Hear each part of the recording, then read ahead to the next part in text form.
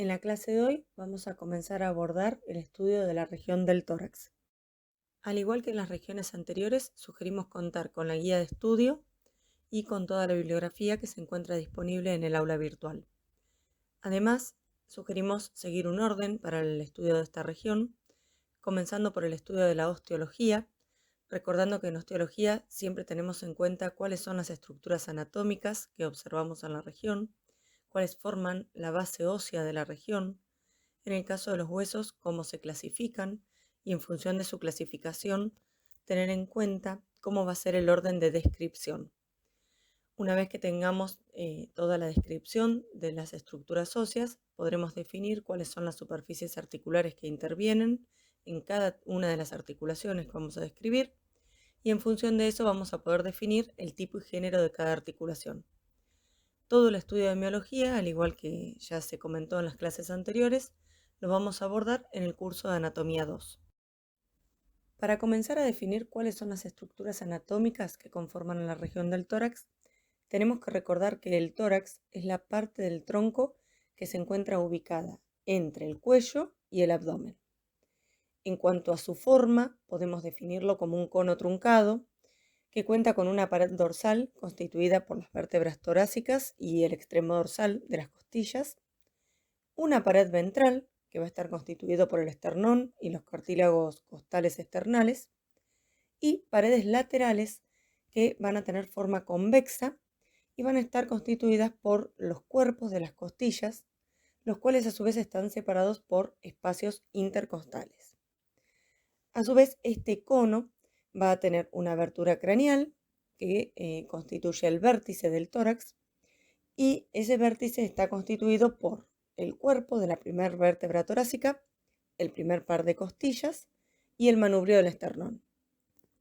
Y una abertura caudal que forma la base del cono truncado, que va a estar constituido por el cuerpo de la última vértebra torácica, el proceso sifoideo y el último par de costillas y arco costal. Todas estas estructuras las vamos a ir describiendo a continuación.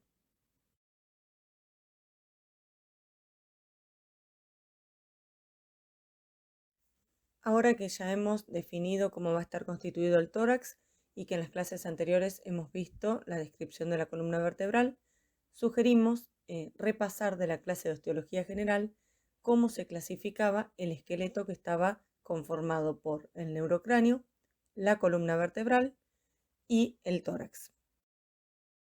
Para comenzar a estudiar las costillas, sugerimos tener en cuenta de la clase de generalidades de osteología cómo era su clasificación en función de las dimensiones predominantes y, teniendo en cuenta esa clasificación, cuál era el orden de descripción.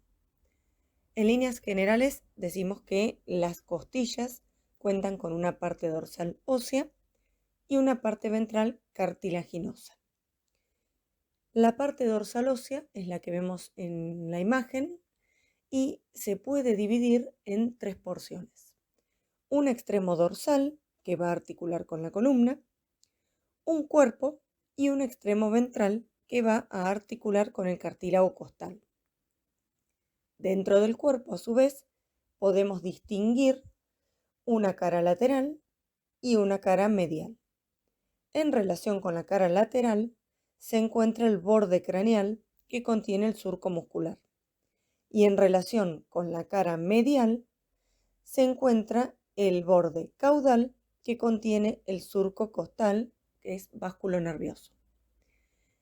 En este caso en particular, sugerimos tener en cuenta cuáles son las particularidades de especie y qué diferencias hay para poder reconocer las costillas entre una especie y otra. Las costillas van a recibir distintas denominaciones en función de las estructuras con las cuales se van a ir relacionando. Así es como, por ejemplo, tenemos en el número 1 representado las costillas externales. Las costillas externales son aquellas que articulan con el esternón a través de su extremo ventral, que está constituido por el denominado cartílago costal. En el número 3 podemos observar las costillas asternales, cuyos cartílagos costales se unen y forman lo que se conoce como arco costal o hipocondrio a través del cual se relacionan con el esternón. Y en el número 4 podemos observar las denominadas costillas flotantes que poseen cartílago, pero en este caso el cartílago ventral es rudimentario. Entonces termina en la pared abdominal, pero no se une al esternón. Estas costillas flotantes se encuentran presentes principalmente en los carnívoros y en los equinos puede haber algún caso en particular, pero si no, habitualmente lo relacionamos a los carnívoros.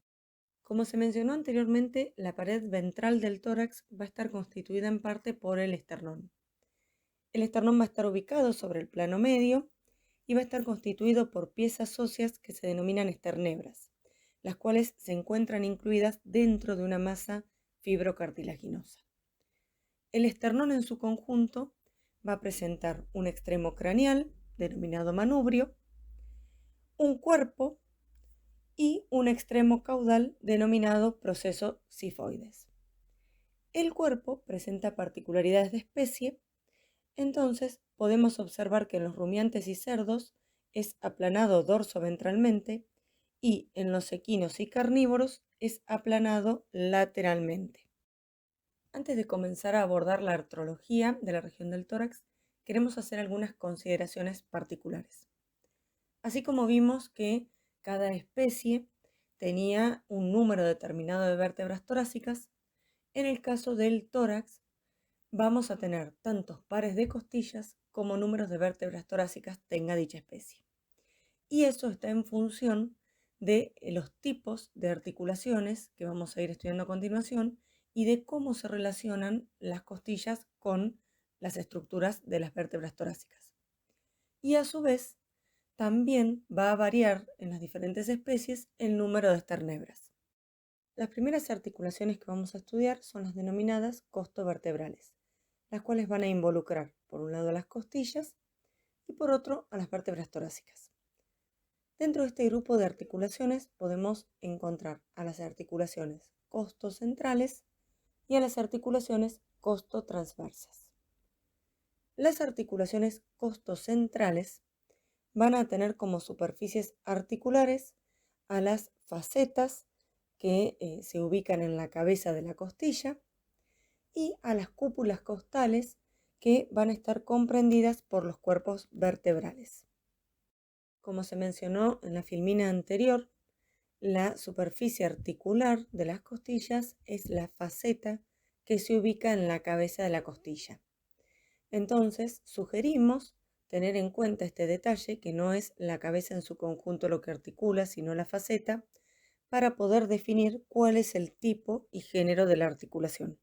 Continuando con las articulaciones costovertebrales, en el caso de las articulaciones costotransversas, las superficies articulares que van a participar van a ser la faceta del tubérculo de la costilla y la faceta del proceso transverso del arco vertebral.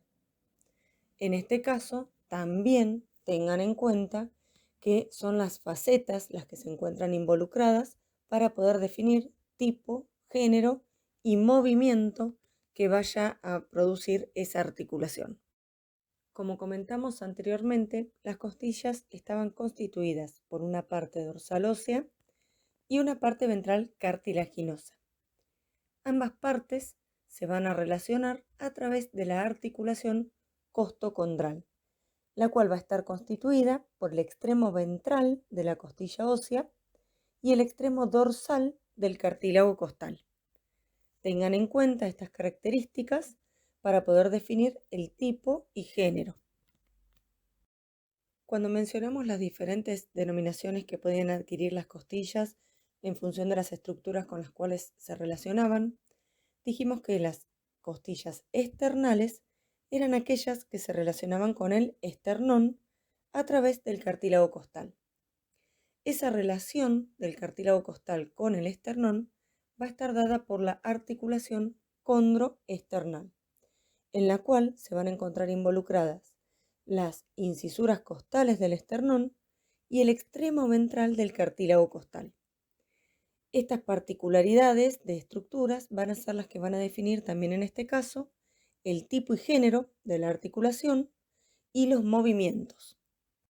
Como siempre decimos, la anatomía es la base para la aplicación clínica futura, así que dejamos una imagen acá para que ustedes intenten identificar en esa imagen de radiografía todas las estructuras anatómicas que mencionamos que formaban parte de la región del tórax. Otro ejercicio muy importante que pueden hacer es tratar de identificar esas mismas estructuras en sus mascotas.